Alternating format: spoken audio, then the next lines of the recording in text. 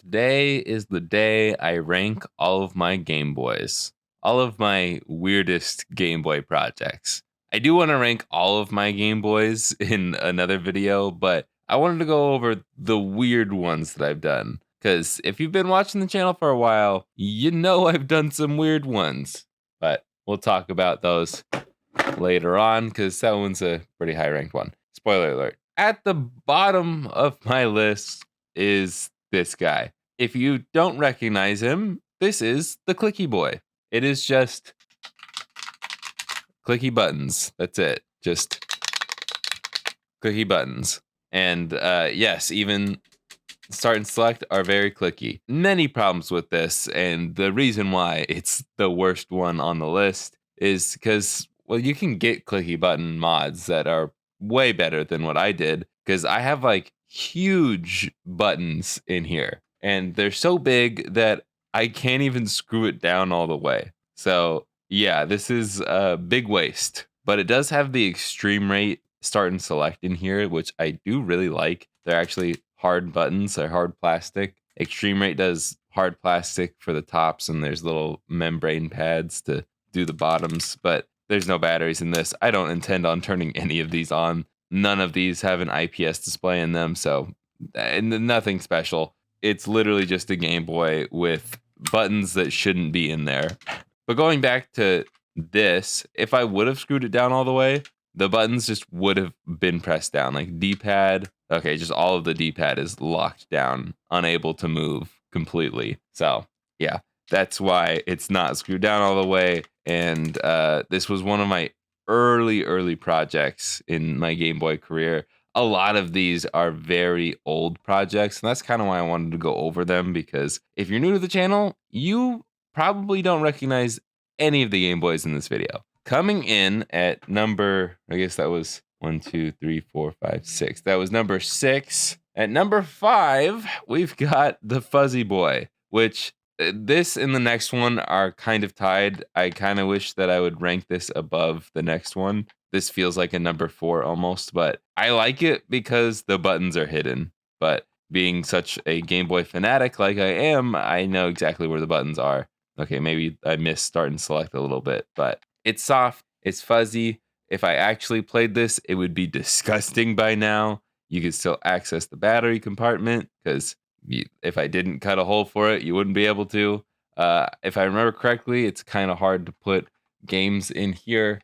But yeah, fully working DMG. It's just covered in a blanket fabric, a dino blanket fabric, which I don't know why I chose this. I actually still have the remaining material over on the side of the set. It's literally been sitting underneath the C stand for my top-down setup here since I finished this video. It used to actually hang on the sandbag area, or where I should have a sandbag, but I don't. It's never fallen on me before. But yeah, I don't want to get it out because there's other stuff on top of it, and it's probably covered in dust like this thing is. One of the things I messed up on was the screen lens going over the top of the fuzz, but it makes this cleaner. But as you can see, the fuzz is kind of going into the screen lens. Plus, I guess I must have rubbed some of the super glue onto the middle of this. So yeah, it's not the cleanest picture,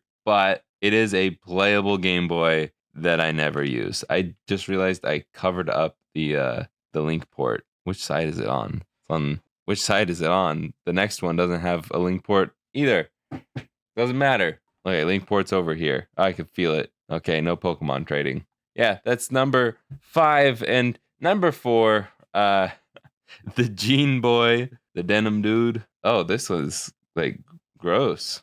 I think that's like where the glue spots are. That's gross. It's like kind of dirty.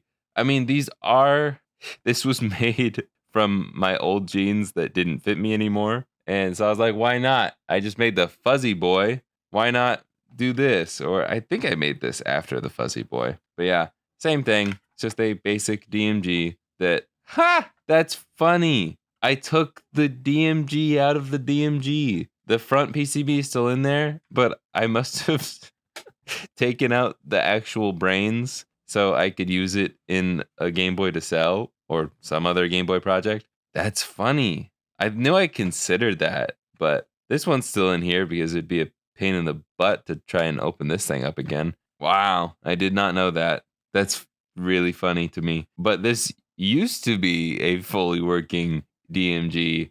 It's got access to the contrast wheel and, well, the volume wheel if there was still one in there. And so I left the link port cover on this one, and I might be able to fish out the link port cover eventually, but I just punched it out. Nice. Yeah, nothing really to say about this one. I don't think this one looks as cool as this does. You know what? This doesn't have a DMG in anymore.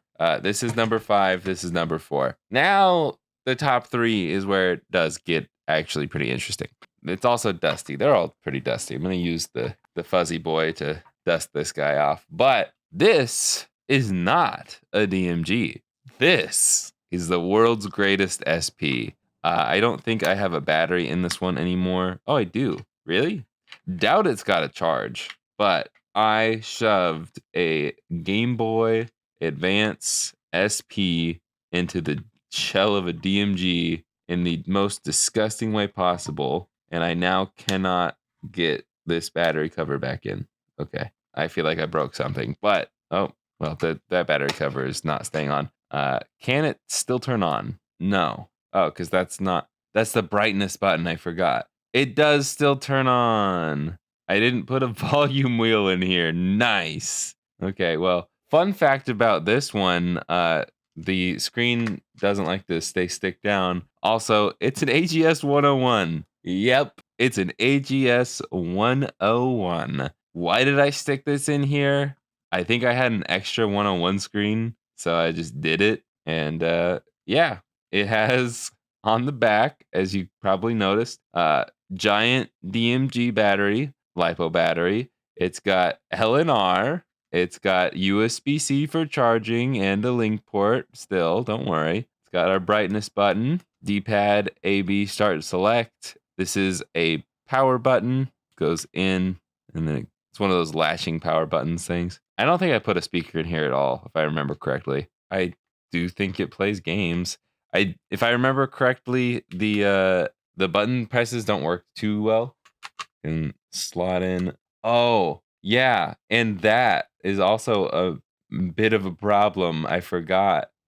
You can't actually put GBA games in because the shell does not permit it.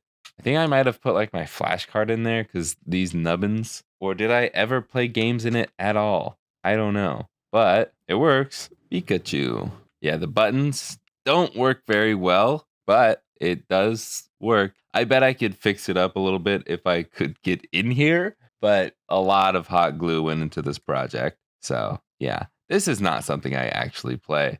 This was kind of a joke. Well, I wanted to be like actually decent, but I didn't really know what I was doing, if you couldn't tell. And I think this might have been, no, this wasn't the start of kindergarten craft time. I've been doing kindergarten craft time for a while, but this is one of my more favorite projects. It's stupid, but it's fun.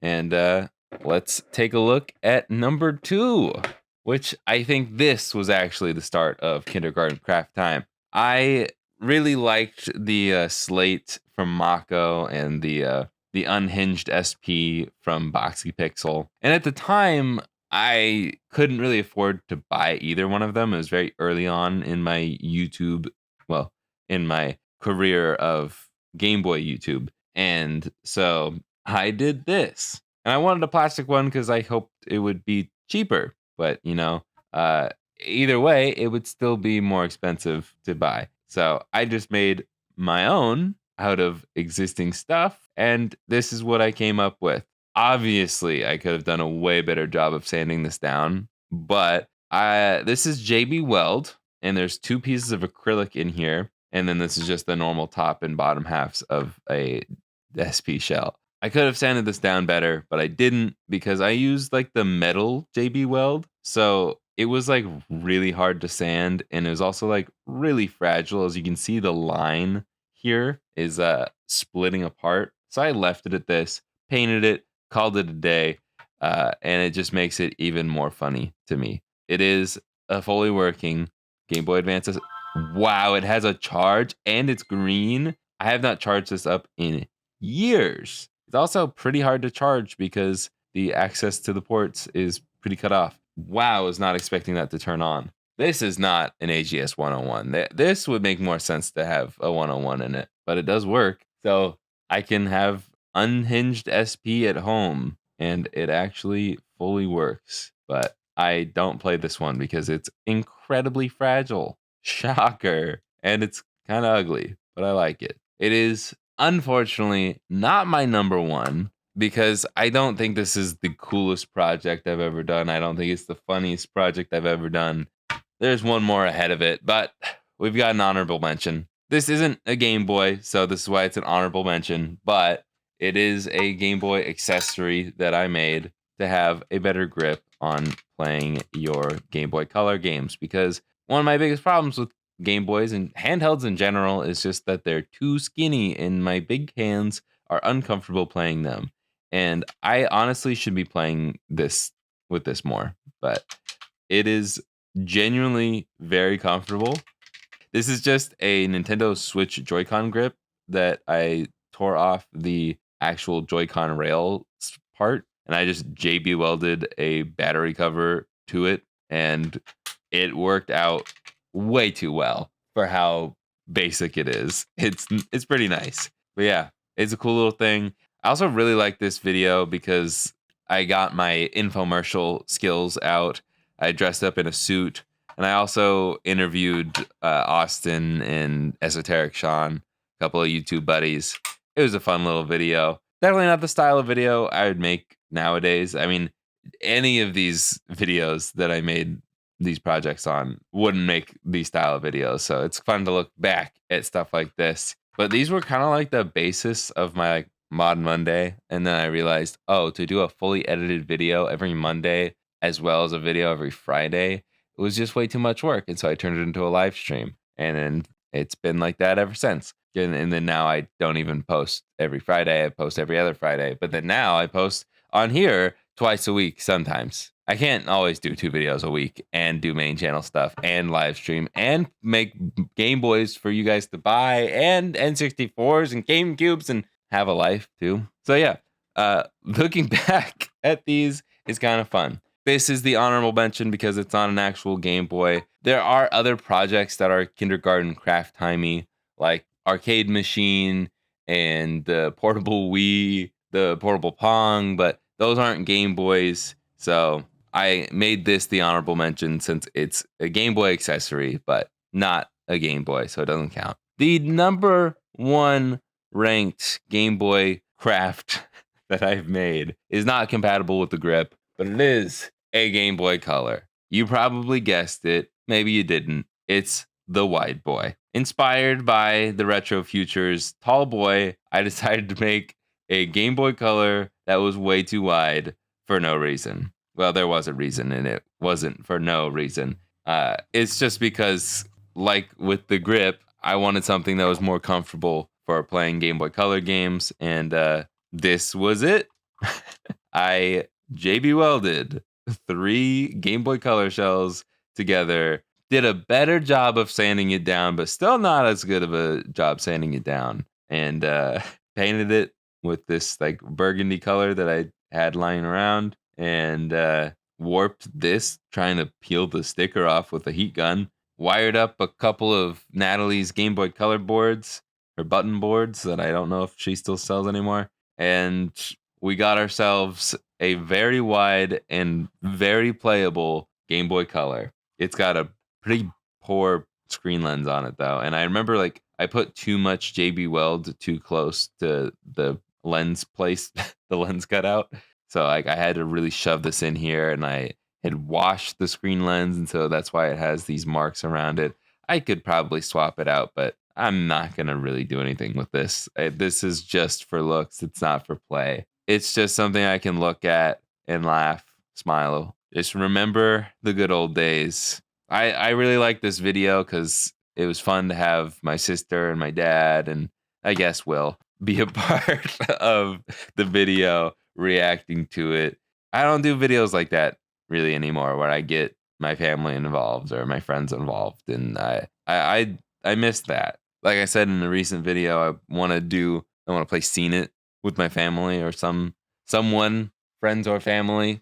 So I think I will do that, and I kind of want to do more things where I play like a game with a group of people for a second channel video, or maybe do more reaction stuff with other people. I don't know, but yeah, this is a cool trip down memory lane. If you aren't aware of any of these Game Boys that I've made, I will link their videos down in the description. I believe they're all still up on the main channel, but yeah, even this, all of them. These were cool projects. Probably never do anything like this ever again.